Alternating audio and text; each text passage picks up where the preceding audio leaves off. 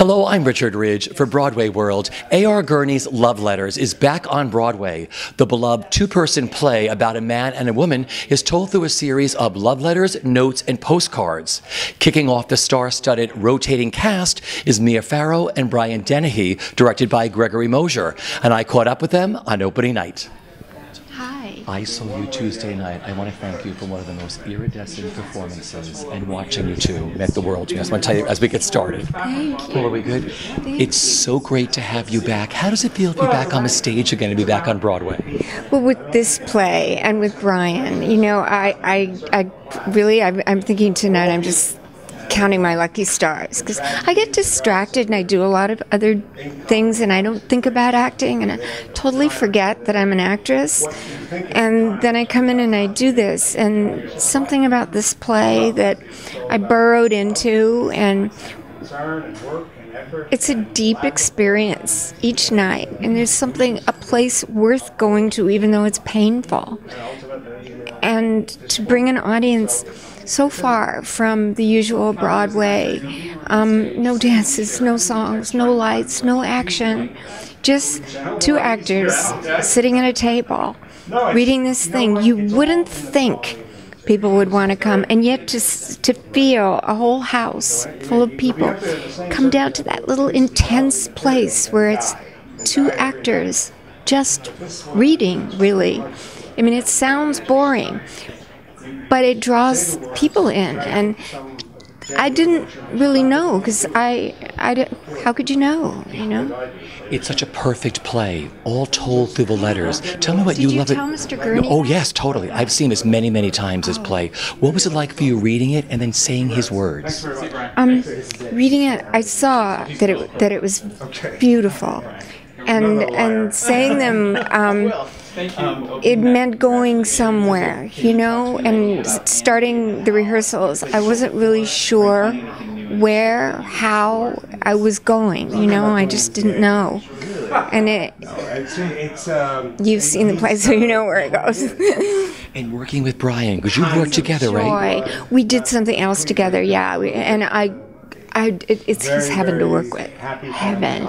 And so fun, even just sitting in his dressing room, like, can I have an Altoid? You know, sitting munching, and he's like so calm on the phone, you know, comes in his shorts, and, you know, just so cute, such a nice person, and then comes this powerhouse actor, and I feel so connected to him. We were already thinking of, like, we got to take this on the road. We got to go to Dublin. You know, Gregory Mosher has delicately directed this with such a fine touch. What was it like working with him? He's wonderful. You know, he's so... You ask him a question, and he'll say, let me think. Apparently he takes walks and things like that. Then I'll get an email, like a love letter, saying, I've been thinking about this, and I think it could go. I'm not sure, but what do you think about this? Our emails have become, you know, for me, extraordinary. I'm going to keep them all, because I love how deeply he thinks it, how much he trusts me, and just to go on, I hate the word overused, journey, but it has been a trip, you know. My final question for you is, what are you enjoying the most about being back on stage again? All of it. The good play, the good partner to do it with, the great Gregory Mosher to have, you know, watching over us, and then the audience so focused on just the simplicity of this thing. You know, that's, you know, it's heaven. Welcome back. So nice seeing you, a real pleasure. Thank you so much. You should know that I'm even richer now than when you said I was rich, thanks to poor Granny. I plan to drive up to the front gate of Calhoun College in my new red Chrysler convertible and sit there stark naked, honking my horn and drinking champagne and flashing at all the freshmen. I had seen this many, many times, first off-Broadway, the first time you were on Broadway, and I saw it again Tuesday night, and thank you. I am thrilled to have this play back. How do you feel tonight? I feel the same way you do. I second your motion. No, I do. I was very impressed and fascinated. In fact, I saw it 2 nights ago, and I hadn't seen it in several years. Well, I'd seen it. No, I'd seen it about 2 months ago up in Connecticut, where I live. But so to see it 2 nights ago, I couldn't wait to get back and see it again, because the cast is so good and so original and fresh in the way they approach the material. No, because you've seen so many people do this. I mean, Mia and Brian were gorgeous the other night. What they meant to you, watching them read your words. Yeah, well, that's the way I felt. It was very exciting to be performed, hear my lines spoken by 2 consummate actors, with no help. I mean, they sit at a table and read. And I hope that doesn't send any. It's what happens. It's about acting and investing yourself in words. That's what the play is about. And I thought this particular cast did that beautifully.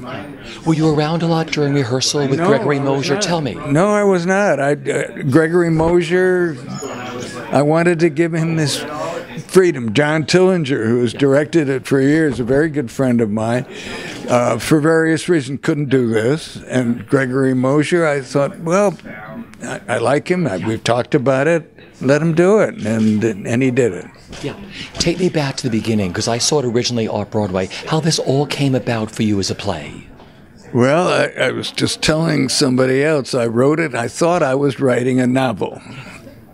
And a novel based on letters. As we sent it to the New Yorker, and the New Yorker sent it back and said, we don't publish plays. So Gilbert Parker, who was my agent, said, let's try it as a play. I had to give a speech at the New York Public Library. So I called up the library and said, instead of giving that speech, they'd sort of assigned the title, I said, I've got a new play. And I called my friend Holland Taylor, who flew east from Hollywood to do it. I sent her the script. She said, I'll come here and do it with you. So she and I tried it out, and it seemed to work as a play. But it took time. Audiences, I mean, we did it. We did it again for Charlie Kimbrough, and Holland Taylor did it for Playwrights Horizons, but Andre didn't see much future in it. Arvin Brown at the Longhorn ultimately picked it up and ran with the ball. Yeah. It's been done. It's been translated in so many different languages around the world. That's right. Why do you think it works so well? Why it works so internationally? I think it's a good story. The French, I know enough French to know they had to change certain things. It's a different story in a sense.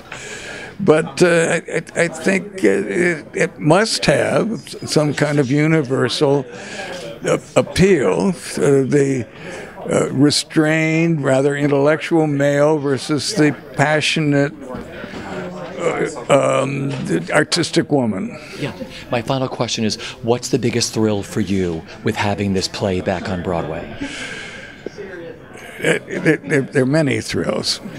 Seeing a good cast do my work, hearing this audience respond so sympathetically and totally to the play.